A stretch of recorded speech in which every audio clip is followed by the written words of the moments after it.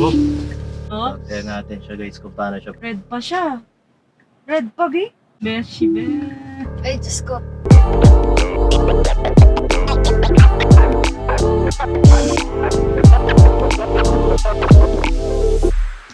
Yo guys, kagising ko lang no. 7 a.m. ang out ni Mrs. Samahan niyo ako, sundin natin siya pero gagamitin natin yung full self-driving ng Tesla. So, first time ko siya gagamitin. Kaka-update lang kasi nung sasakyan kagabi. Tara try natin yung full self-driving ng Tesla. From here, sa bahay, papuntang hospital. Okay, tingnan natin kung talaga bang full self-driving siya. Let's go!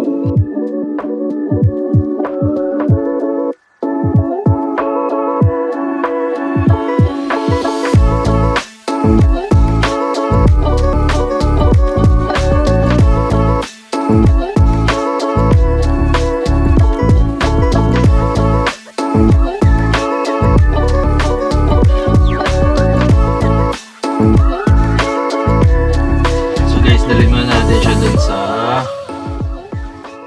Dito tayo mag-start na. Tignan natin kung saan siya pupunta. Kaso ba?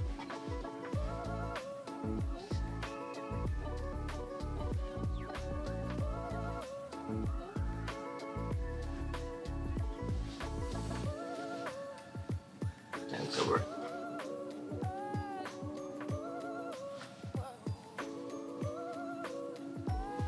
Ayan. Okay. So, try natin engage guys. Set up na tayo. Okay na. Okay. Ayan.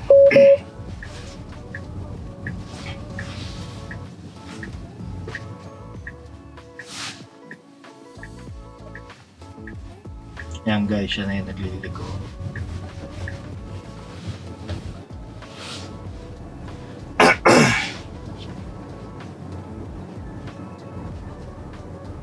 Tapos pakita ko sa inyo guys mamaya yung sinagaan na siya eh. Yan o, kaya pakita niya kung ano yung ginagawa niya. Stopping for stop sign. Yan.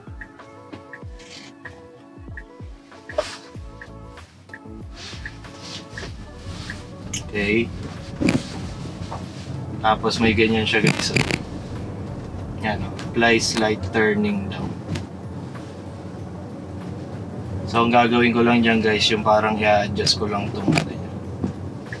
Yung speed niya, yan o. Para lang malaman niya na na aware pa rin ako sa nangyayari. So far, so good. Oh.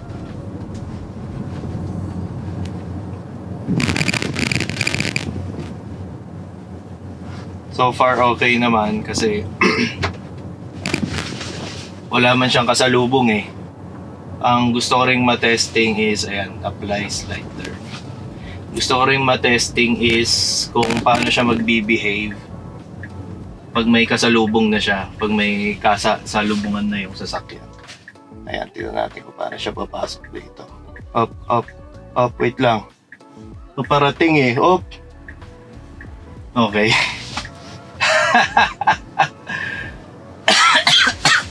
Nakabahan ako. Okay, kala ko papasukin niya yun eh. Medyo mabilis yung andar ng puti. Okay.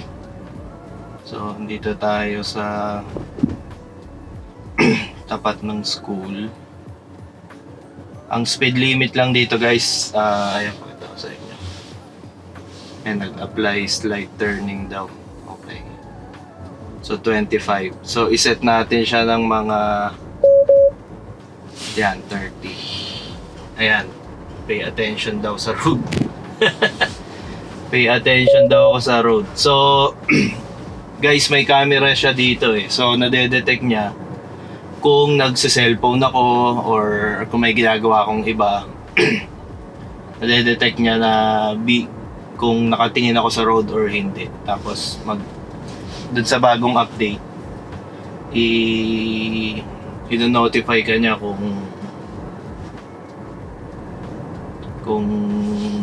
kung hindi ka nakatingin sa road. So technically, kung hindi ka nakatingin sa road, ihinto niya yung sasakyan or i-disengage niya yung autopilot. Okay. So far so good. Kasi malinaw naman yung ano dito eh.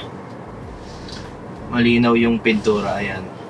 So parang every 30 seconds ata nino-notify niya ako na parang humawak ako sa manibela or mag-apply ako ng slight force. So maganda dito, malinaw naman kasi yung ayan o, apply na naman daw ng slight force. Malinaw yung linya ng kalsada, so kasi dyan din siya nagbe-base.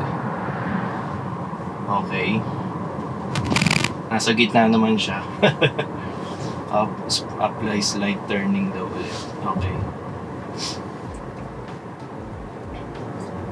So pag nag-a-alarm siya na parang apply slight turning or something, na-adjust ko lang tong ano niya. Yung parang volume rocker niya. Para lang malaman niya na na-aware ako sa nangyayari. Okay. Na hindi ako tulog. Ayan.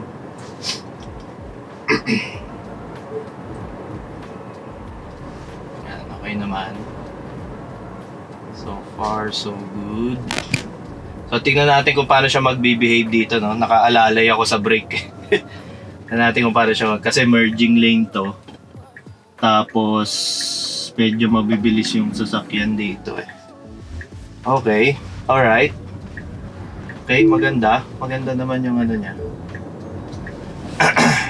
Maganda yung merge niya. Tapos din natin siya, paano siya dito sa up, yeah. Up, yeah. Okay, good. Good. Very good. Nakakatakot lang. Ay, nakakabahan ako. Pero maganda yung performance niya. Tignan natin kung paano siya liliko dito. Let's see. Okay. Okay, smooth. Smooth siya. Yan, dito tayo sa hospital. Tignan natin kung doon niya tayo hihinto mismo sa entrance. Okay, stop sign. Okay. Okay. Okay, forward. Forward. Alright. Okay. So, yun guys. Nalito na siya. Kasi parking na to eh. Parking na ng hospital. So, ayan ko, like, ewan ko kung bakit ganun. Bigla siyang nag-abrupt turn. Kinuha ko na kasi may sasakyan sa likod. Ay. Pero ito na yung hospital. Ayan, kung makikita nyo. Ayan. Diyan na tayo sa... Ayan na yung entrance. Ayan. Ayan na yung entrance. Okay. So, sundin natin sila Chrysler.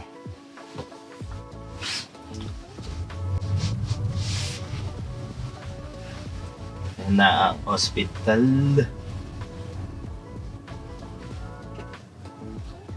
Ayan. Dito tayo sa Cookville. Alright. Ayan, yun na sila. Kanina pa ano. Halos lahat ata walang bakante. Uy, wow! Bablog kasi ako eh.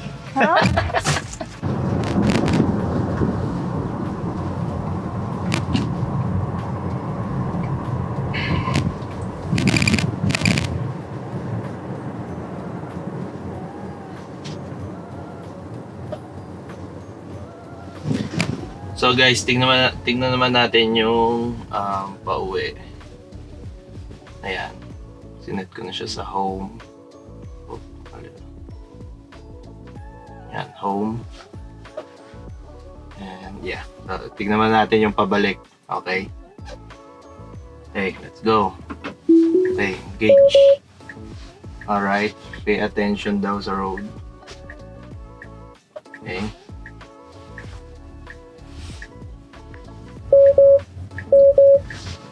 Oop.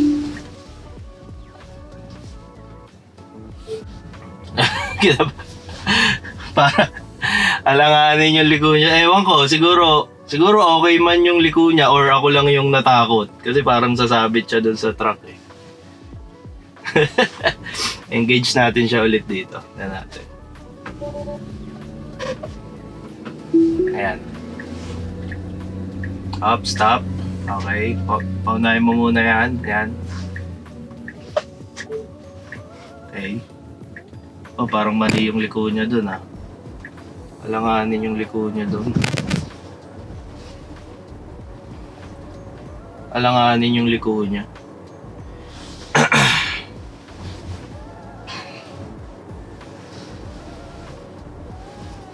Ayan.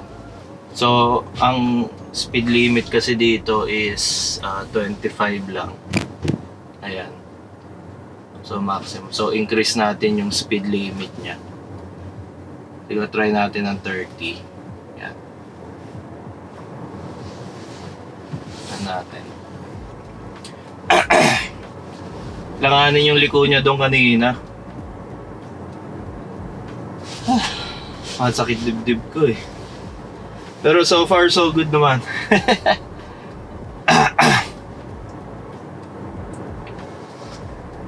Okay.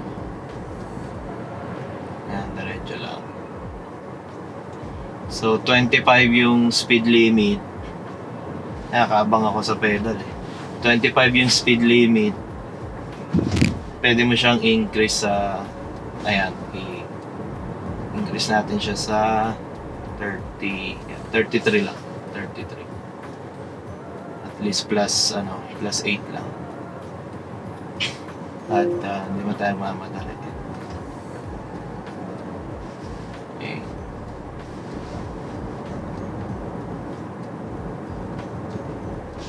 Okay. Apply turning force. Okay. Yan.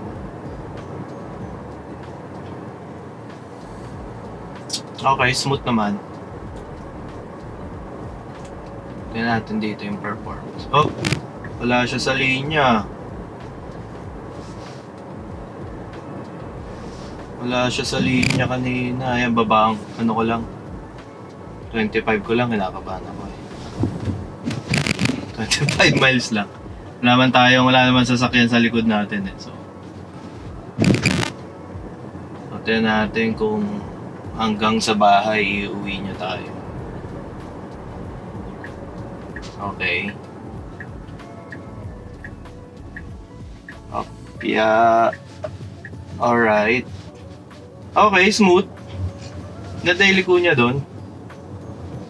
Maganda yung allowance doon sa anong tawag doon, sa sidewalk. Hindi naman mukhang sasabit. Medyo bagalan lang natin dito kasi may mga tumatawid minsan dito na bata. Minsan may nagbabike. Minsan may deer dito, so set ko lang siya ng 20. Ayan, liliko. Magle-left turn na siya. Okay.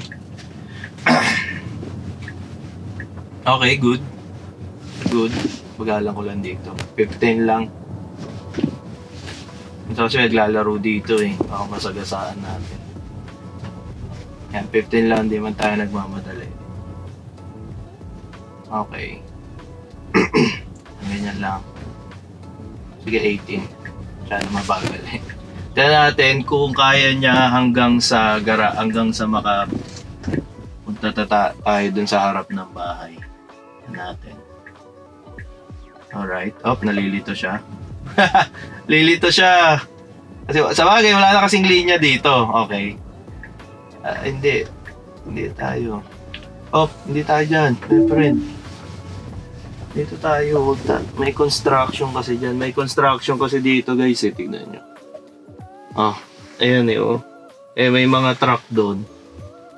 Doon nyo tayo pinapapunta. Okay. Engage natin siya ulit dito kung kaya niya tayong iuwi. Okay.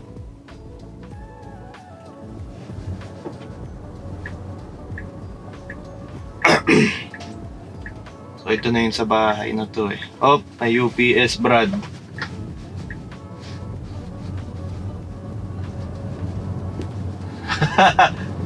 Alright. So ito na. Dito tayo sa bahay. So guys, yun nga no. Nakauwi naman. Nakauwi naman tayo na maayos. Pero siguro pag nasanay na ako, baka maging confident na ako. Kasi yung, alam mo yung para kang na hindi ka confident sa pagdadrive niya. Alam mo, parang kang may student driver. Ganon yung feel. Na parang anytime kinakabahan ka na gusto mo ikaw na lang mag-drive, ganon. I-scorean ko siya ng 1 to 10. Siguro 8 out of 10. Hindi lang ako confident. So feeling ko pag sa highway siguro pag ginamit sa interstate, puro diretso lang yung daan, tapos walang kasalubong na sasakyan ganon, wala masyadong liko. Feeling ko mas ano siya doon mas mag-excel yung self-driving. Pero dito sa mga street, lalo na katulad nung may mga nakapark, may kasalubong, tapos maraming liko, kinakabahan ako sa kanya eh. Kinakabahan ako. Pero so far, 8 out of 10. Pag nag-long drive kami, pag nag-long trip kami, yung mga tipong 6 to 8 hours yung biyahe, i-document ko yung performance ng full self-driving sa mga ganong long drive. Okay? See you in the next video. Bye! Di, waka mo dyan sa pao. Tingnan mo, ang bilis nun. Nagmadali. Madali na video mo Inis na yun, siguro yun. Sabi niya siguro, itong mga to, siguro, full self-drive.